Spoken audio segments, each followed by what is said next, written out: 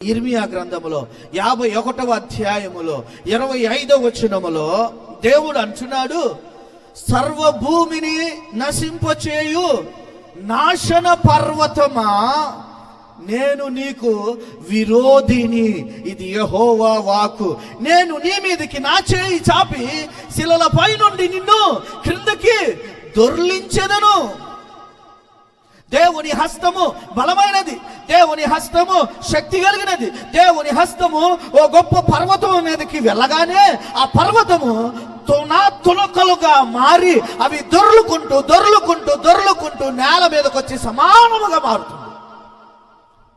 భూమిని నశింపజేసే పర్వతములు, మానవుని నశింపజేసే పర్వతములు, సాతానుడి రూపములో, ఆటంకాల రూపములో దేవుని పని జరగకుండా ఏ గొప్ప పర్వతము నిలబడిన ఆ గొప్ప పర్వతమును దేవుని హస్తము, దేవుని శక్తి తునకలుగా చేయుచున్నది. ఎవరు విరోధంట? దేవుడు విరోధంట. దేవుని పనికి ఆటంకంగా ఉన్న వానికి దేవుడు విరోధి. దేవుని పనిని అడ్డుకున్న వానికి దేవుడు విరోధి. దేవుడు విరోధిగా నిలబడి దేవుడే యుద్ధము చేయుచున్నాడు. ఏం చేయుచున్నాడు? దేవుడే యుద్ధము చేయుచున్నాడు. యెహోవా యుద్ధము చేస్తే ఏ మనుష్యుడు పోరాడి గెలవగలుగుతాడు? ఏ ప్రభుత్వాలు పోరాడి గెలవగలుగుతారు? గర్వించిన చక్రవర్తులను సహితము, రాజులను సహితము గడ్డి మేపించిన దేవుడు మన దేవుడు. ఎట్టివాడైనా, ఎంత బలవంతుడు అయినా దేవుని ఎదుట నీవు నిలబడితే గొలియాతును సహితము ఒక చిన్న బాలుడు కుక్కను కొట్టినట్టుగా కొట్టి చంపేసేసాడు. దేవుని పిల్లల ఎదుట ఎట్టి గొప్ప పర్వతములైనా ఏమైపోవాల్సింది?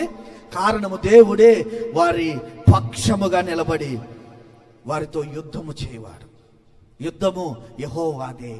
ఇది దేవుని పని, ఇది దేవుడు చూసుకుంటాడు, ఇది దేవుని యుద్ధము, దేవుడే జరిగిస్తాడు.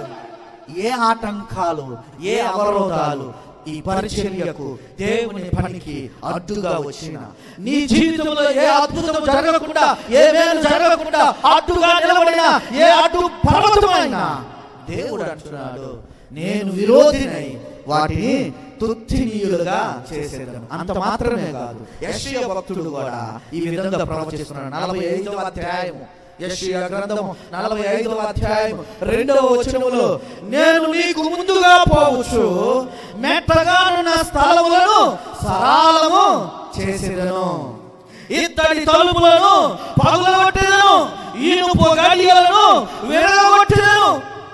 దేవుడు మన పక్షముగా నిలబడటం కాదు, దేవుడు యుద్ధము చేయడం మాత్రమే కాదు, మనకు ముందుగా నడుచుచు, మనకు ముందుగా వెళ్ళుచు, ఆయన మన ముందు ఉన్న ప్రతి మెట్ట, ప్రతి కొండ, ప్రతి పర్వతములను ఆయన ఏం చేస్తున్నాడు?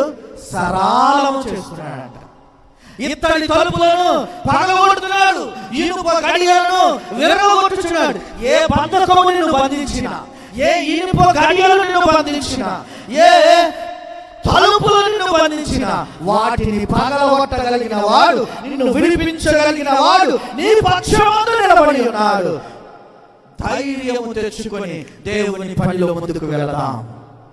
ధైర్యము తెచ్చుకొని దేవుని పనిని జరిగించుదాం.